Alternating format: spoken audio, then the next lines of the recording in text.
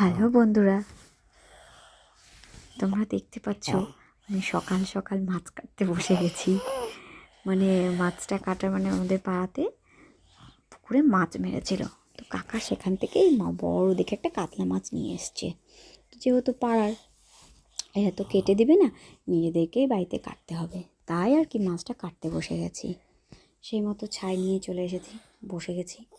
কিন্তু সমস্যা হলো এই বড় মাছগুলো এই বটিগুলোতে না কাটা যায় না, খুব কষ্ট হয়।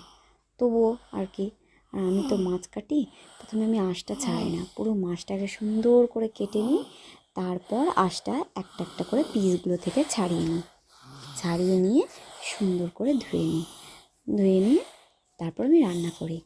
তো এটা যেহেতু টাটকা মাছ, এটাতে বেশি কিছু দিব না, আলু আর টমেটো দিয়েই, খুব ঘনও না আবার খুব পাতলাও না, মাঝারি ধরনের মাছের ঝোল করব। তোমরা কি এরকম করো? আলু দিয়ে, টমেটো দিয়ে, ধনেপাতা দিয়ে মাছের ঝোল? আমাদের তো সবাই খেতে খুব ভালোবাসে এই ধরনের মাছের ঝোলটা। তোমরাও করো, তোমরা করলেও আমাকে একটু জানিও।